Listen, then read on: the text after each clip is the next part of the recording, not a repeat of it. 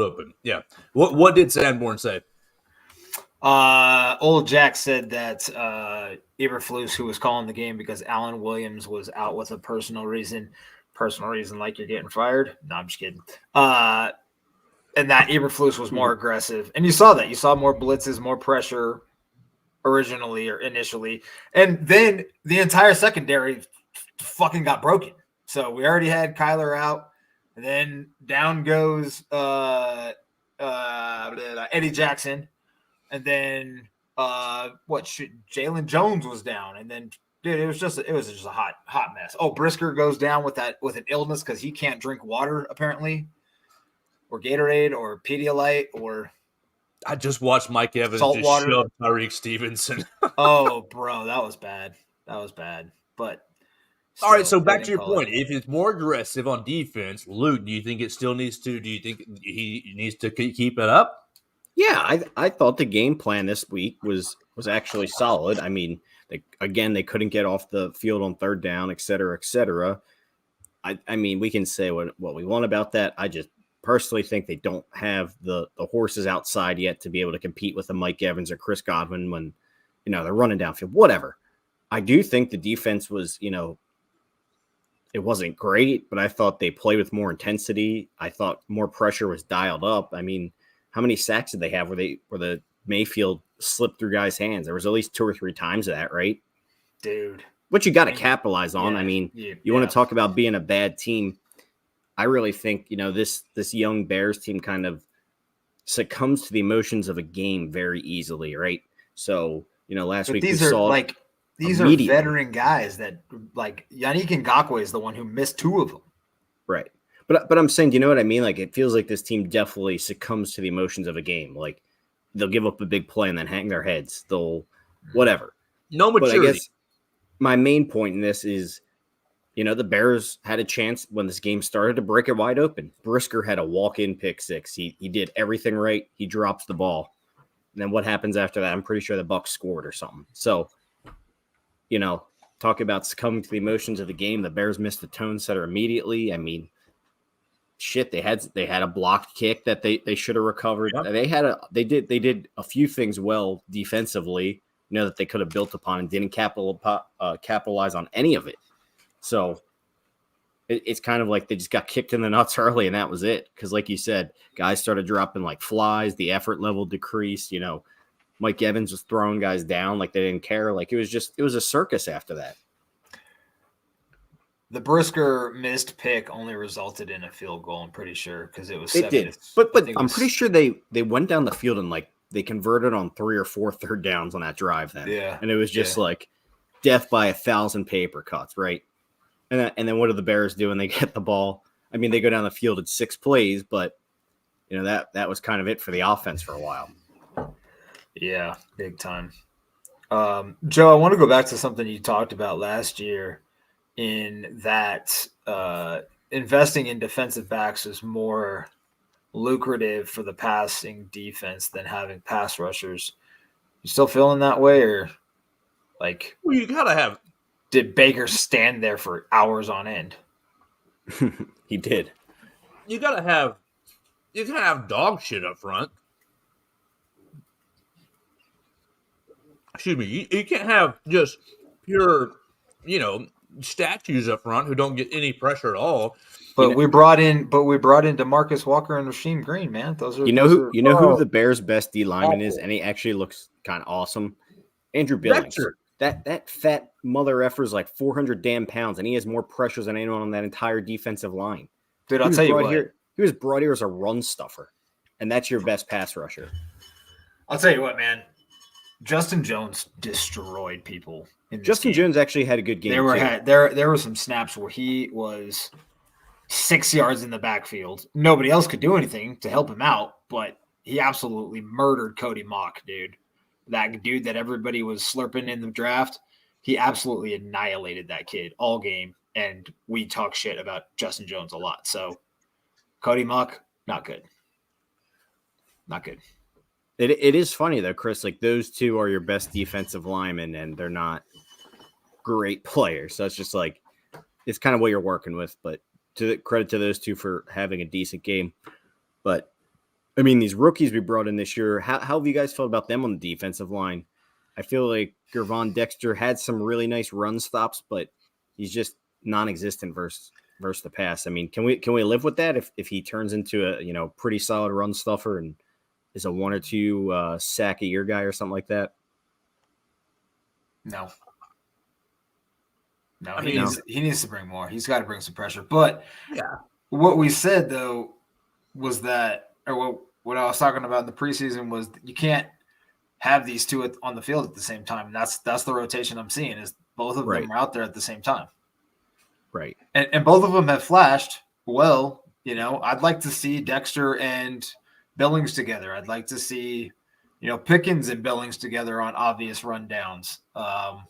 Not that there probably are any in the NFL necessarily anymore, but I would like to see a more fluid rotation between the four of them. No, I mean, I'm with you. I think that Dexter, you like the run stuffing, yeah, great, but you got him. He's a second rounder, right? So you need to have some sort of extra production out of him. I mean, if you're going to invest, if you want just a run stuffer, you're taking me back to Eddie Goldman, who is eating up 2 blocks at a time and opening it up, commanding 2 blocks because he's bull rushing every time. And he's, holding his own. Even if you didn't block Eddie Goldman, he was going to push your center all the way back into the quarterback's lap. So, yeah, you got to have more out of these 2 guys already early. I'll throw this to you guys right here off that Dexter and Pickens comment. Is a lot of heat has been on Ryan Poles that he's not drafted a single A player or a single A+ player or a single player that other teams would covet. And so, yeah, Poles has only had 2 draft classes now, but does Brisker fall into that category of somebody's going to covet this guy? Kyler Gordon, somebody going to covet this guy? Roshan Johnson, somebody going to covet this fella? How do you feel? I mean, we're obviously focused on Gervon Dexter and Zach Pickens right off the bat, but I mean, we're basically putting a magnifying glass on the whole franchise tonight and for the next 16 weeks because what's happening? We can't live with it. Chris? Do you feel like Poles has had a good eye for talent? I feel like it's a tough question because he hasn't had a lot of. He's only had 1 draft where he had a first round pick, and then I'm not even going to talk about the Claypool trade, but both picks this year were both second round picks were late. They were late second round picks. So, I think that there's raw talent a lot of the times with him, like with Braxton Jones, a lot of raw talent there. I think there might be some raw talent with Dexter and Pickens. I mean, I don't know. I mean, I think 2 games in, it's too early to tell, especially on an absolutely terrible defense. But they got to make plays. I think Darnell Wright looks really good. I think he looks fantastic. I mean, so. But I do think Brisker is a guy that other teams in the league focus on during offensive meetings. So covet, tough to say, probably not at this point.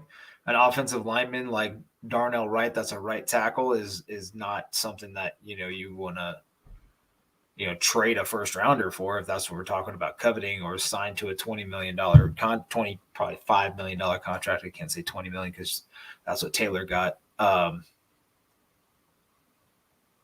But they're 2 weeks. They're 2 weeks.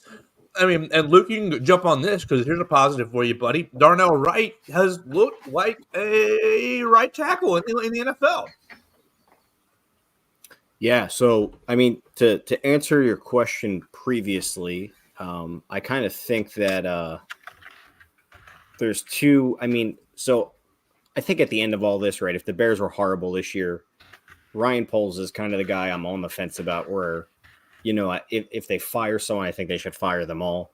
But I am interested to kind of see where these picks develop because I am seeing some promising signs. So I think a lot of like in free agency, I'm trying to separate how much, the coaches were in his ear because, he comes from the Chiefs and then he signs 2 middle linebackers as his highest paid players, or is Eberflus in his ear and he's trusting his coach there. I mean, same with like Lucas Patrick. Like that was Luke Getsy's guy. Do we really believe that Poles is like, yeah, this is the guy I need to start on my O-line? Like, I don't know. So I just find it hard to believe that some of these free agent acquisitions that maybe we don't agree with. Obviously the Claypool trade was awful, but on the flip side of that, he made the trade with Carolina, which if the Panthers keep trending in this direction and Bryce Young keeps playing the way he's playing, then yeah, he made a very wise decision to trade that number one, not take Young and claim DJ Moore in the Panthers next year's pick. So for me, that almost cancels out the Claypool trade because I think that trade there might, set up his tenure in Chicago or whatever. I spoke about this earlier. I think the offensive line looks promising moving forward. You guys talked about Darnell Wright, Ja'Tyre Carter, who was one of Poles' many late round picks last year's. Got to start this week and look pretty good. He looked like he belonged in the league. You got Braxton Jones on the other side, who I think has done a good job outside of penalties. So for the first time in a while, I'm kind of confident in the offensive line that's being built in Chicago, even if the results don't show it right away. So I don't know. To sum that all up, I guess I'm on the fence about Poles, but I do think he is building something promising, at least along the offensive line. And I am excited about their defensive pieces. I do like Gordon and Brisker a lot. And, Tyreek Stevenson obviously has a long way to go, but. Hey, guess who PFF's number one rated rookie is right now? Darnell Wright. Darnell Wright is not on the list. But is it Jalen Carter? It's Jalen Carter. Mm-hmm. All right, well, let me ask you this. Would you rather have right now a right tackle problem, or would you rather have a defensive tackle problem? Because it seems like we can dance this circle about Jalen Carter all you want, but it seems like you hit on the right tackle. You hit on the offensive line. If Darnell Wright lasts 8 years in this league, 10 years in this league, come on, can we put that shit to bed? Because it seems like or are we going to do this for 12 years? Or are we going to do this for as long as Jalen Carter's in the league? Depends how good Carter is. I mean, so Carter's the number one D tackle and Wright's the number one offensive tackle. I mean, their grades are pretty far apart, but I'm not saying that PFF is by any means the gold standard, but Carter actually had 60. Wait, no, never mind. He only had 28 snaps last week. Oh, yeah, he's barely playing, and he leads league in pressures.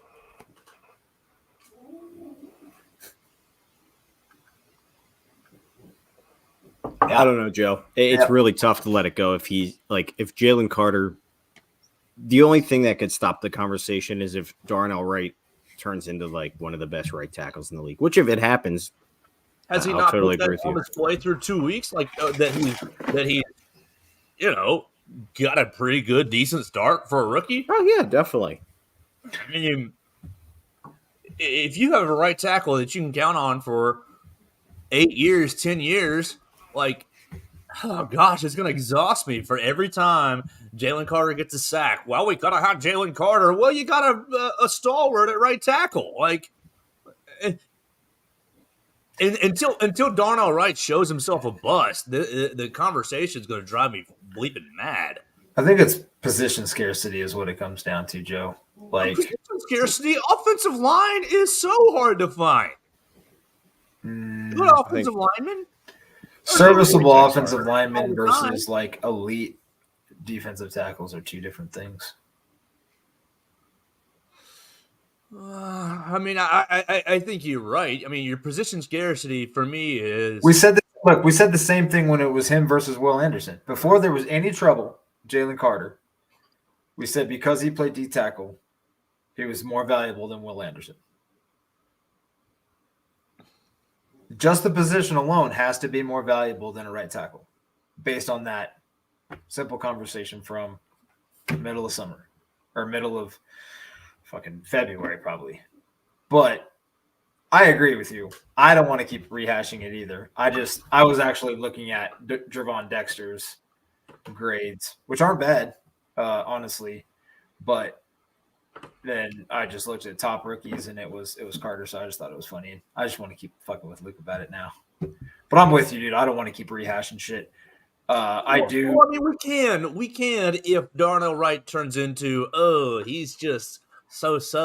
Oh, he's out of the league in 5 years. Oh, he's always hurt or this, that, the other. But they're 2 weeks, 2 games worth of evidence.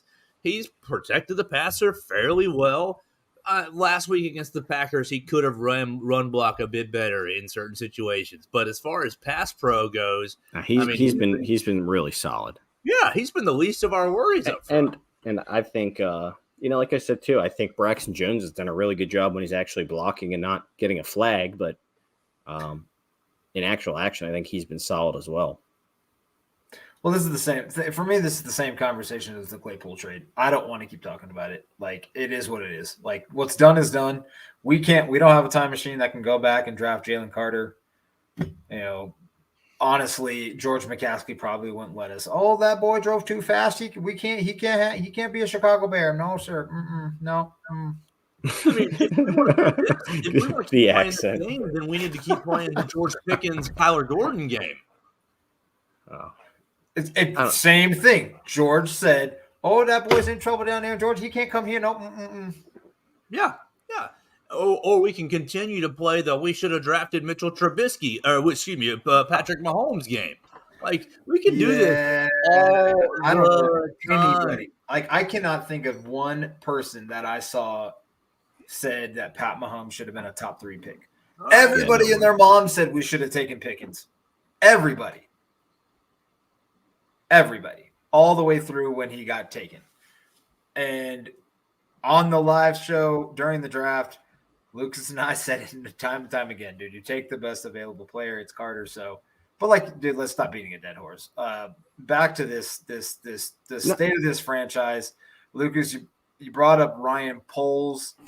All right. So before we go too far down this rabbit hole first, I just want to ask you kind of an umbrella question of, if people do get fired, are the McCaskies willing to eat the money to fire Poles, Flus, everyone?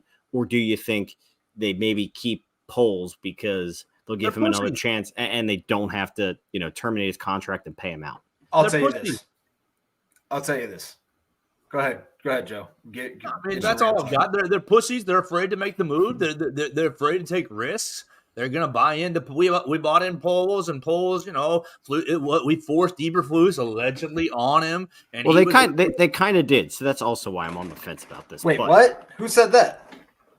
Well, I mean, so media types.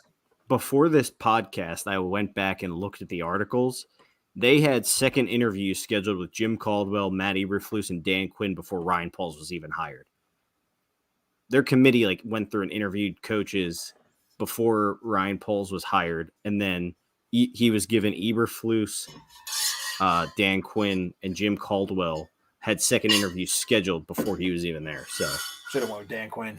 That guy's ripping it in Dallas. I did say that, and Joe did not like that. But Chris, what were you going to say when I asked you about the? Do you think they would actually fire everyone, or do you think they'd feel inclined to keep someone like Poles? So here's the thing. Joe, I agree with your sentiment for the most part.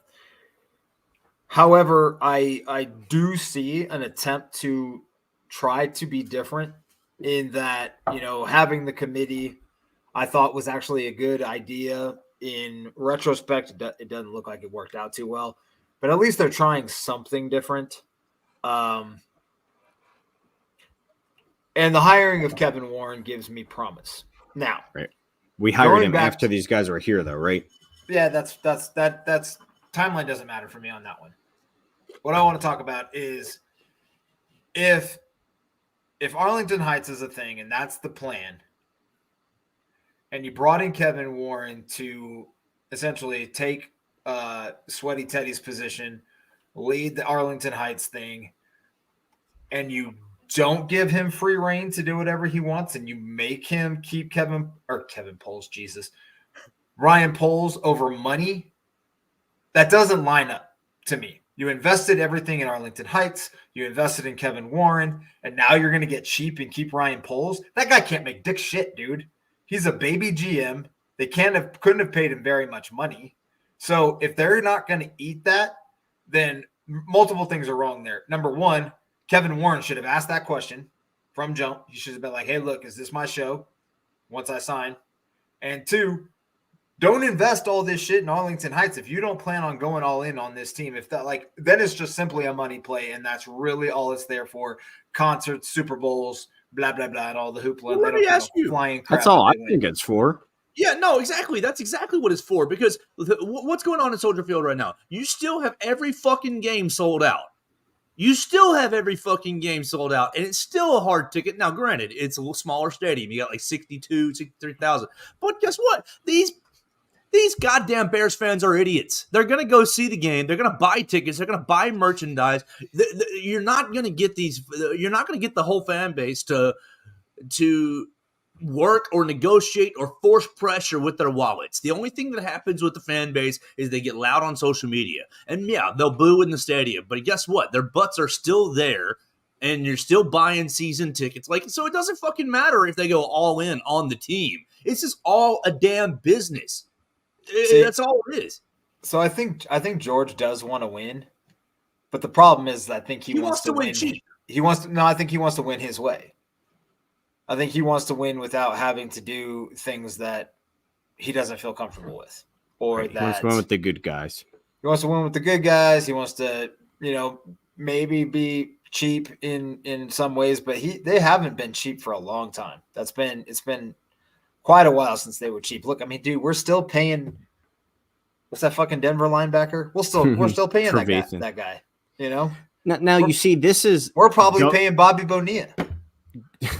Now this is kind of where, like, we go into the Ryan Poles discussion, and I'm like, all right, so he set us up well financially for the future. He kind of restockpiled the picks. Is this a guy you ultimately want to get rid of, or do you think there's maybe something there if he gets another swing at a coach and a QB, Chris? Or are you like, his signings suck, his draft picks suck, we just got to get rid of him as well and let Kevin Warren bring a whole new squad in? So now you're essentially talking about the reset of Ryan Pace, John Fox, Mitch Trubisky, all of that shit, right? So, like, Pace had Cutler forced on him, right, and John Fox. And nobody even wanted to be there. Yeah, I'm more so just talking about like how Poles seems like he's at least smart in not crippling the Bears long-term type deal. Like, do you think there's something to work with there? Because I do think his like kind of smarts as a GM, make me feel like he knows what he's doing. He's not giving out awful contracts that are hurting the Bears like more than 3 years down the line. That's true. Like I said, he's restocking the draft picks for the most part. I think his draft picks look good, but his free agent signings don't. So that's why I'm like, do you think maybe there's something there to work with, and that if he gets another shot, it could work for Ryan Poles in Chicago ultimately? Again, I think it's still too early to tell. Draft picks are hard to judge, this close. I mean, Braxton looks good. If Carter ends up being a starter, and that's good. Kyler and Brisker both look. Man, it's really too bad that Kyler got hurt. It would have been nice to see him break out this year, or at least see where he was at. You saw flashes of that in the first game too. Yeah, dude, Tyreek Stevenson got picked on though. Whew. Yeah, he did not know what he was doing. I mean, why wouldn't you? With a rookie corner, I feel like unless you're like, honestly, dude, corner is so hard to play. So it's like I can't even be too hard on the guy. Like, unless you're a top 10 pick at corner, like corner is that. Right. Yeah. And like, honestly, getting his ass beat is only going to help him. Like, you're just not used to, like, Mike Evans.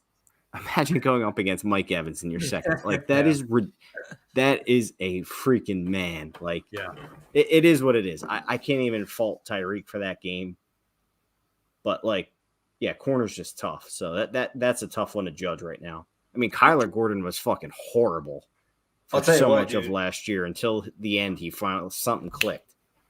I'll tell you, dude. If they start running the ball and do the right thing and put Roshan in as one, and he turns out good, then I mean, Shit, I'm that's not another saying one of those picks, man. He looks like their best back already. right. And then like I don't know, like Tyler Scott, He needs it's some just more. like again way too early. Velus looks like a fucking total disaster. He's not doing shit. But like this entire offense is hard to judge because it's so bad right now. It's so bad on every single level. You know, coaching staff, Justin, Besides the first drive. people running the wrong routes, not running the flipping football. But this is why my most vitriol goes for, and this is why I'm just ready to go fucking shoot Matt Eberflus, because like the entire coaching staff approach is awful, is like below high school level awful. And so, okay, we can talk about if Justin Fields is broken or not. I'm finally there. I'm with you guys. He's probably beyond saving. But like, do something to help the motherfucker out. Run the football. Don't call the same freaking play 3 times in the red zone when you're down 3 points. Like, do something. And not only that, it's the fact that it seems like half the team doesn't even know the playbook. Doesn't know the playbook on offense. You're running different routes, you're wrong routes, bad spacing, this, that, and the other. Oh, does Justin Fields know the progression? Oh, his mechanics are slower this year. Oh, his eyes. Whatever the case is up with Justin Fields, it starts with the coaching. It starts with Getsy is a fucking idiot. He like, and sure, you draw up some wide open plays, of course, and I'm with you on the seam right up the middle to the running back. Now, Joe, can I just stop? Like, I'm not crazy, right? There was a point last year when the ESPN talking heads and people on Twitter were saying, "Oh, this Luke Getsy guy's an innovative genius. He's great. He might not be the Bears OC next year because he's so good. He's going to get it." There was a point last year when that was a conversation. Am I crazy, Joe, or is that a thing? No, it started with the speed by. Yeah, absolutely. Last 6-7 weeks. So that was a thing. What the F happened? What happened in the offseason between then and now? Like, they added some weapons. They added DJ Moore, and they do you think is it a test to see if Fields is truly their guy moving forward, to see if he can actually pass in a drop back offense? Like, if that's the test, happened? They're cutting their own face off doing the test, because I would fire them right now based on what I was seeing. Like, dude, that's some Matt Nagy, Mitch Trubisky shit, where he's just it's intentionally running a shit offense to essentially see, hey, look, this guy's not good enough. He can't do it. You're going to see a Bill Lazor take over, run the ball 57 times on an outside zone, and we look fucking it looks miraculous, and Justin's fine, you know. But again, they're not, like you said, they're not doing anything to help him. We're not the first ones to talk about this. I'm sure we won't be the last, but they've taken away everything they did well last year. Like you said, Lucas, they're not running the ball. They don't roll Justin out very much. I'm not saying they should do it every single play, but you've improved your offensive line, so now you can do it. You don't run enough under center runs to then set up play action. The running game and the passing game are completely two different things that don't correlate at all. You can't like the Bucks even said we knew what was coming. We knew that screen was coming. That's pathetic. That inside the 5-yard line, a screen is coming. But then, like, also my other question off that is, how bad does Luke Getsy actually view Justin Fields that he does not trust him in that situation to not take a bad sack or whatever? Because that's ultimately what it is. I don't think there's any other reason for calling a screen there. And even then, you can't, like, you got to have you have to have a 3 times. Yeah, you have to have a smidgen of faith that you can do it. But, like, really, is that ultimately what it boils down to? Does he just straight up not trust him? Like, I don't think anybody trusts anyone right now on the offense. And, you can go into everything that happened in preseason. Preseason camp was an abject failure because you weren't getting everybody on the field. Okay, whatever about preseason games, but you just weren't playing. The linemen weren't available, this, that, and the other. Like, look, but do you know correct me if I'm wrong, but the way you keep your job in the NFL is you win. Whether it's 12-13, whether it's 9-7, whether it's 27-25, you just win football games. You keep your job, period. And so I don't give a I don't care if it's, well, we have to make Justin win a certain way. We have to test out our offense. Win. Just win. If you continue to win, you can continue to prove yourself. And if you're like, well, man, at the end of the year, look, Ryan Poles, we had to run all this gadget shit, and so please, can we just trade him or cut bait, or can we please just? But hey, we went 9-8, and look at how the Steelers won yesterday. yes, that game represents their organization. It sucks. You can play like shit for 60 minutes there and still win a game because you come up with timely plays. You dial up stuff that like. It's just Kenny stuff Pickett the Bears never do.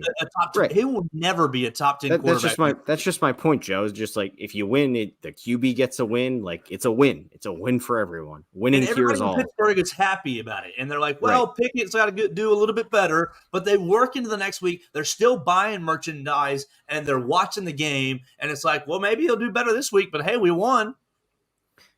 Now, we were talking about this a little bit before the show, but I also want to bring it up here.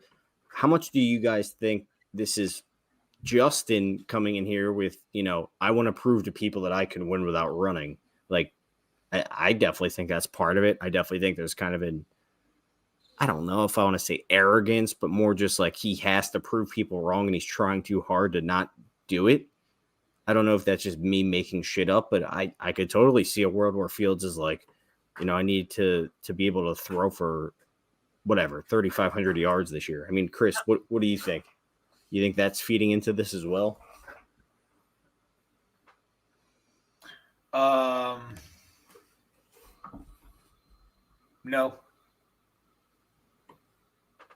I only say that because he said he didn't care if people thought he was a running quarterback. And he also said he's one of the top 5 running quarterbacks of all time.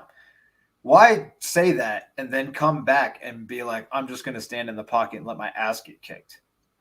Okay, is he hurt? But on the flip side, is the coach telling him to stand there in the pocket and get his ass kicked? Like, no. Like, why is he not running at all? It's just bizarre to me. There's multiple problems that I have and want to bring up. Number one is this overcoaching narrative on Twitter is fucking bullshit. Like, if he's being overcoached and it's made him like a Pop Warner quarterback, then he's an idiot. He needed to be overcoached just to get him functional in any kind of drop back scheme, or he's a problem. Like, you can't just say, oh yeah, he's a playmaker. That's great. This isn't backyard football, dude. It's not going to work for very long. They're going to figure it out very quickly. They already figured it out. Yeah. Which they did. Exactly. They run the same defense every play, which makes it even more horrible that he can't figure it out. Exactly. So then the second thing to that is, okay, our system thing. All right, he can't run our system.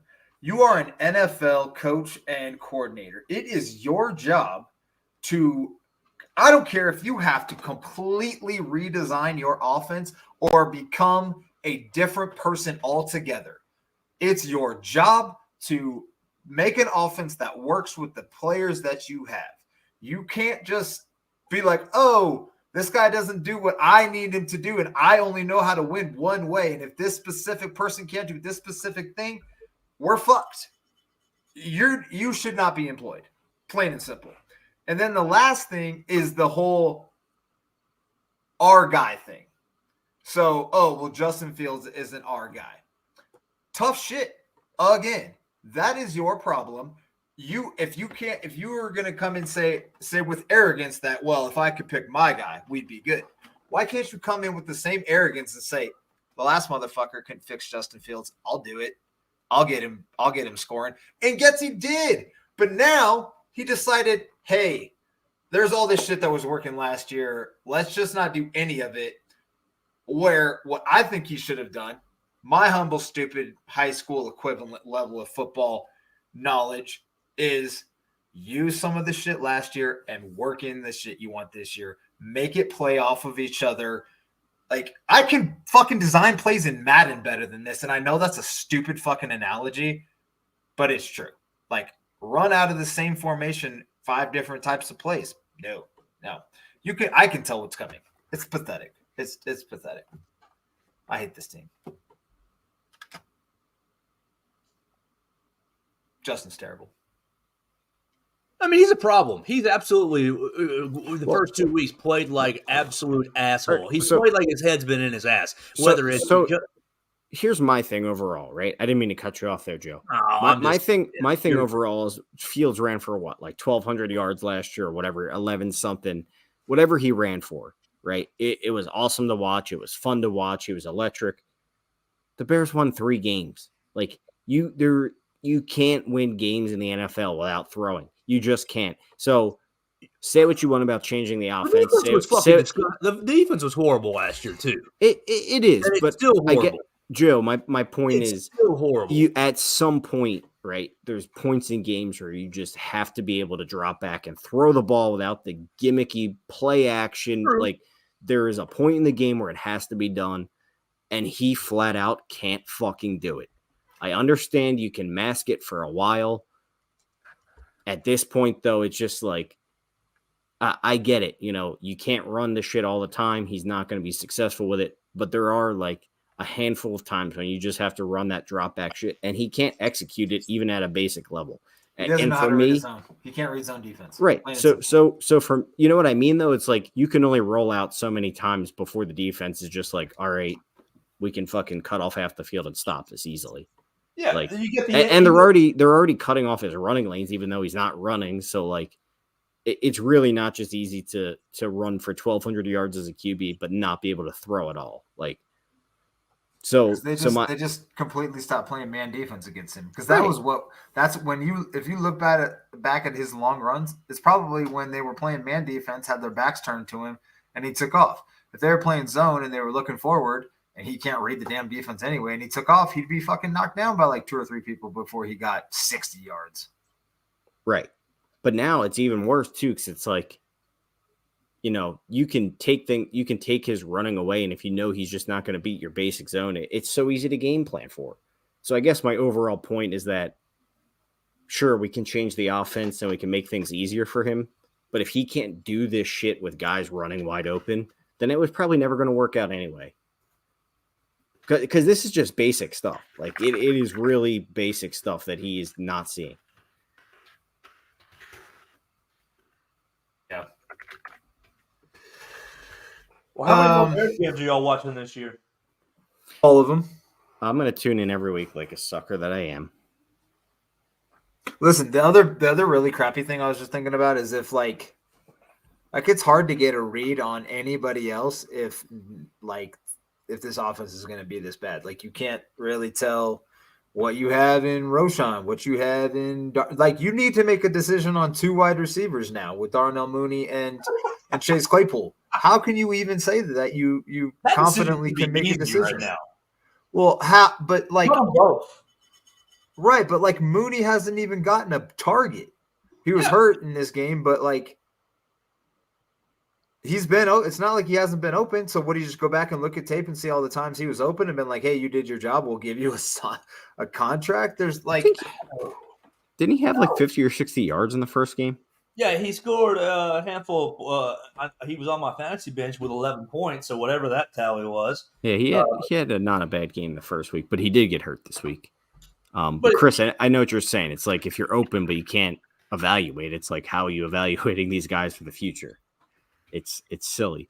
But I'm not giving Claypool a dime right now based off the first 2 weeks' performance. Sure, he caught a touchdown pass, but that you can't trust him. You cannot trust him. No, you got to cut bait with that, dude. If you're needing a talking to after week 1, yes, you're a problem. You know, like I don't care what he does the rest of the year. Honestly, he could be Justin's favorite guy. Hey, so just as a comeback to the whole 30-second pick thing, Joey Porter Jr. hasn't done shit in Pittsburgh. He's gotten like 10 snaps a game. So just wanted to throw that out there. Oh, at this point, right here, if the draft started today, here's a fun game. Bears are picking 3rd and 4th behind Cardinals picking 1st and 2nd. what's your confidence level that the Bears get with polls or without polls? Whoever McCaskey chooses, that the Bears do something productive. We'll say that big blanket statement. Do something productive. Do 100%. something positive with those two picks. 100%. Oh my God, you're a sucker. Why do the Cardinals have 2? They have the pick. Texans pick. Jesus, man, that was a beautiful draft plan last year, and they drafted Paris Johnson. Holy shit! This is a fucking brilliant setup. I mean, they're gonna tank so bad. Except Josh Jacobs looks fantastic. It is. They should not have lost that game last week. And shit, they were in the first game. They Cardinals might actually win like 5 games. The Cardinals have a better passing attack and offensive game plan than we do. With Matt, Josh Dobbs, who with signed a guy them they brought month in a ago. week before the season started. Yeah, it's insane. But Joe, to answer your question, you said 100%, and we've been sitting here bitching about Jalen Carter, George Pickens, Patrick Mahomes, whoever. Because there's a history of fucking this shit up. It's going to be Kevin White. There is no, you don't, dude. It's going to be Leonard Floyd. I don't remember the Bears ever getting gifted a pick that high, other than the Mitch year, which that was not nearly as good of a draft. I am so confident in this draft class being good that one of those picks will be a great pick. He's gonna take like Ewins, dude, and he'll be Ewy. He's a college quarterback. Although I personally don't. If they kept Poles there, I don't think Poles would get super cute with that pick. That's what I mean. I think his NFL like GMI is all right. I think a lot of the free agent signings were people in his ear saying, "Oh, we need this guy or we need that guy." But like, I mean, I don't know. Say what you want. I think like Darnell Wright was a guy that was climbing up draft boards. Like, oh, we could take him, and then I don't know. It seems like Joe said, it seems like a solid pick. If he was the GM, because here's the thing: if you have 2 of those picks, there's no way you whiff on both. That's why I said 100%. One of those guys pans out for sure. Chris? Caleb Williams and Marvin Harrison Jr. will look good in blue and orange next year. Let's roll. I'm joking. I don't want to talk about the next year's draft already, but man, Cardinals with 1-2, they're gonna do that. They're gonna do Caleb Williams and Marvin Harrison Jr. All right, so we can dogpile on Fields here. I mean, let's be real here. The Texans' offensive line, without all their starters last week, C.J. Stroud threw us 400 yards throwing to garbage men. Yep, absolute trash cans. Nico Collins is great, dude. What are you talking about? He's a solid wide receiver 4 on any other team.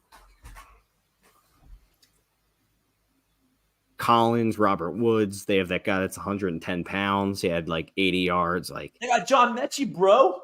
Tank Dell, man. Tank Dell. Game number 2, and he probably threw for double what Fields has ever thrown for in a game. No, yeah. Fields has never thrown for 400 yards. He threw for more yards. He's thrown Fields for more yards for 250. He's thrown for more yards in one game than Fields has in 2. Dude, it's insane. And Fields has like 90 attempts. That's why. That's like my point is like you can say whatever you want about the coaching, but like if shit like this is happening, you're just like something is seriously fucking wrong. Sure, but like, you're not going to bring in a rookie quarterback with this coaching staff, are you? Absolutely not. And promote Getsy? No shot. That's why if they're that bad, they all got to get fired, and that's why I said Poles most likely does too. But we'll see. Like Chris said, it's too early to have that conversation, even though it's in the back of all our minds. 3 here. It's insane. And we already know this season is over, basically. This season is essentially over, unless they all take some sort of LSD this week and figure something out, which is not going to happen. All they need to do, this week they're going to need to get a plan in place, and they'll still get their ass kicked. But at least if they get going in the right direction, they might be able to beat Denver.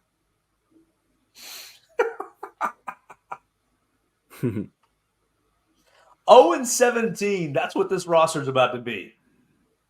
No shot. They'll win. Oh yeah, right. that one football game. We're gonna hang our hats on it. Yeah, that's the Pats game from last year. Man, that game last year got me excited for Eberflus. I was like, holy shit, this guy went to fucking Foxborough and beat Belichick. Thought he was the balls. We suck. All right. Do we need to break this stuff down anymore? Do y'all want to get into Chiefs and Bears? Kind of give us the 10 minutes on how we're going to lose to Matt Nagy. Oh, that's hilarious. Oh, dude, Andy Reid's going to be sitting on the bench eating cheeseburgers, and Matt Nagy's going to be in control, and he's just going to be like, "Yeah, Matt, holler if you need me."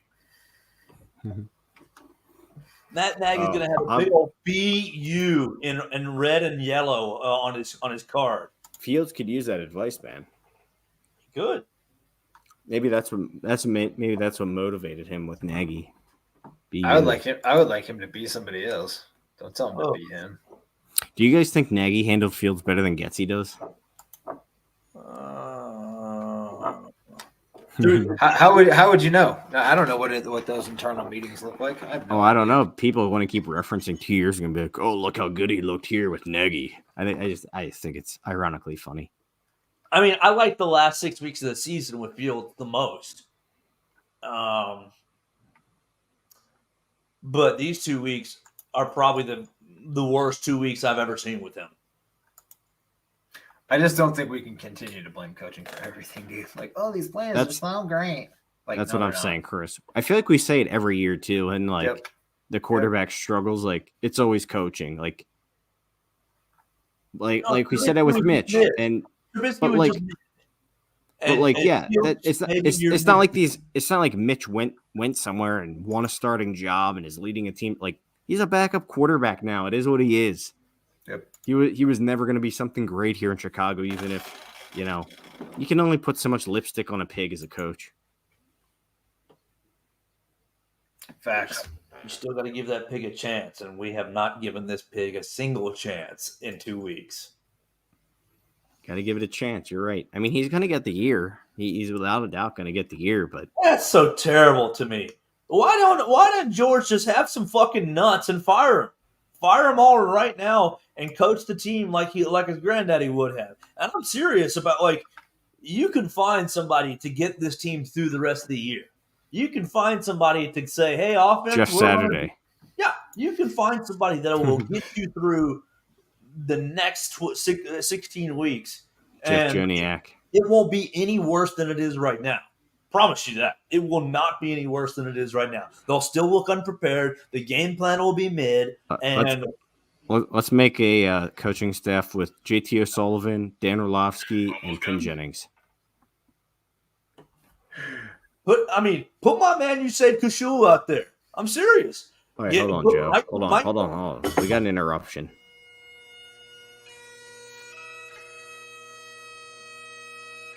You're listening right now. Going out for Justin. Let Hogan Johns coach this team. Hogue, you got the offense. Johns, you got the defense. They'll win 3 games. Joe, this was the song playing in my head when Fields missed Roshan Johnson wide open on the seam and then tucked the ball and went into the fetal position. Rest in peace, Fields. He very clearly cannot see the defense as a whole. And it's like, man, jump on some fucking Madden. Go play Madden and try to, I know it's not a 1-to-1 comparison, but read a cover 3, read a cover 2. Make sure you understand how these route concepts work.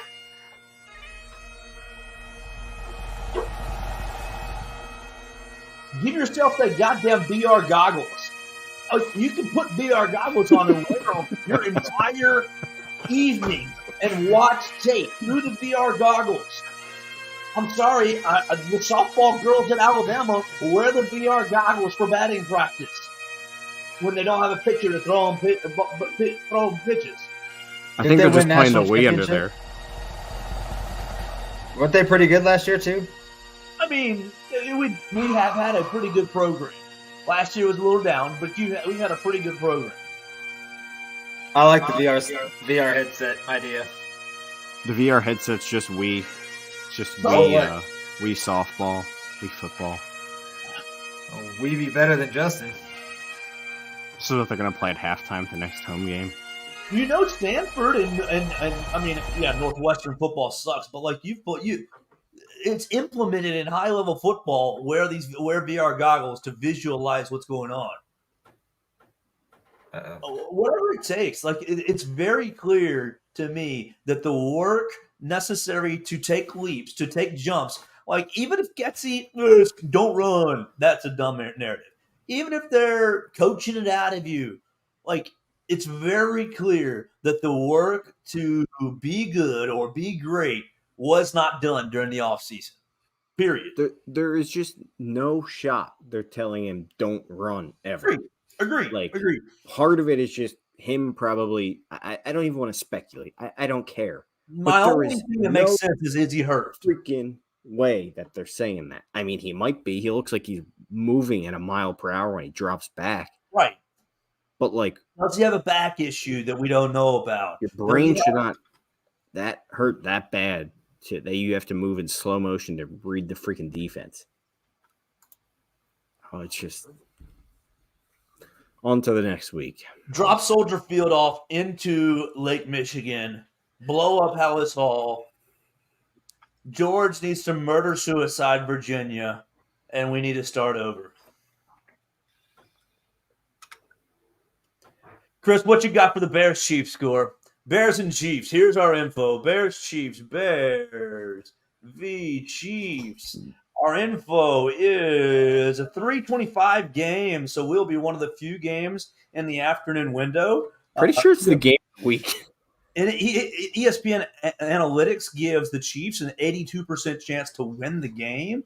You go on down. Kansas City currently favored on Tuesday night at 12.5-point favorite. And the over-under is at 47.5 over there in Arrowhead Stadium. The weather is expected to be 74 degrees, partly cloudy.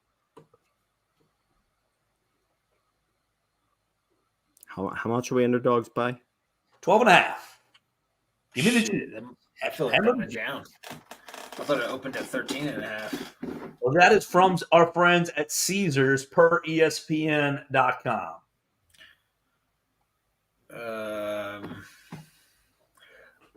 Chiefs 35-42.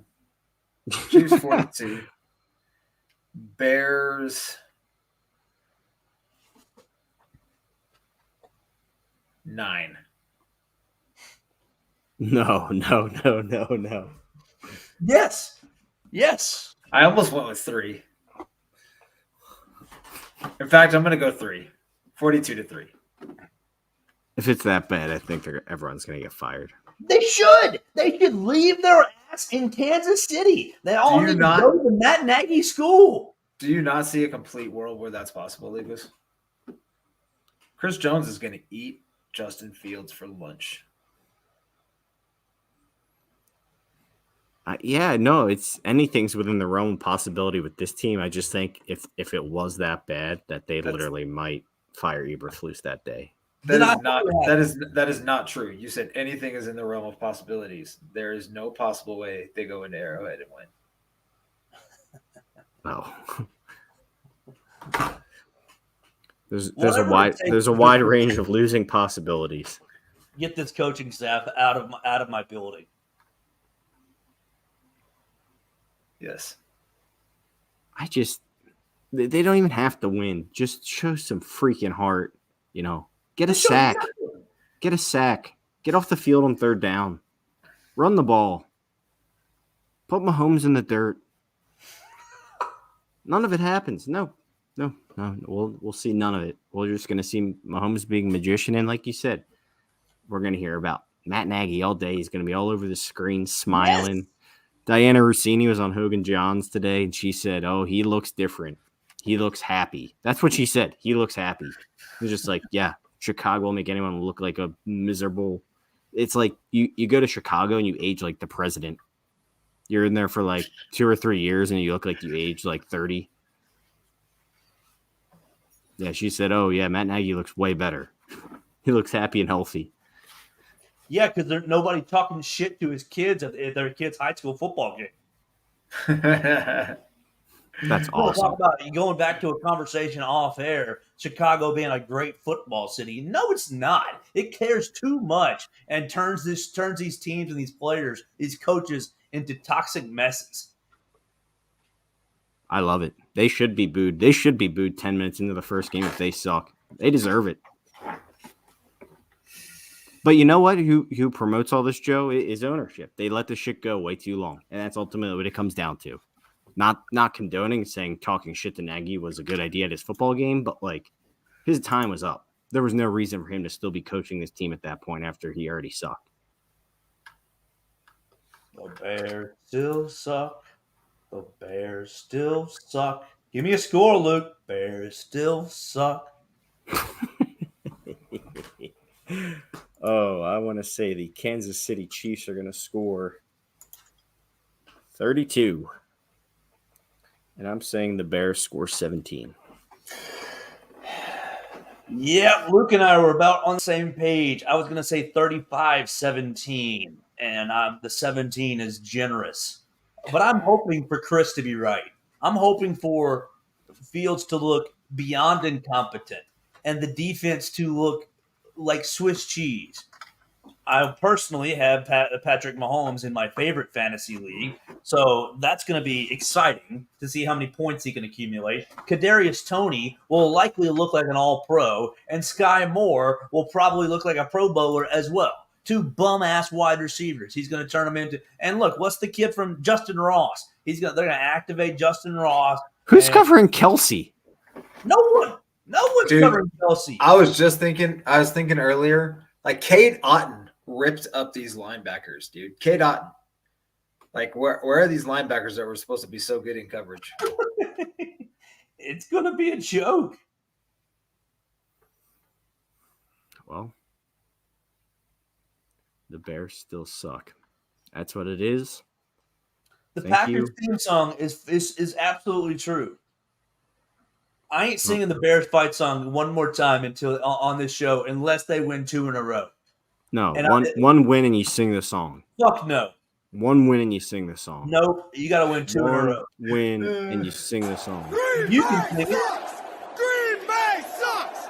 Green Bay sucks! Green Bay sucks! Happy Father's Day to all the Bears fans out there. Go Pack Go.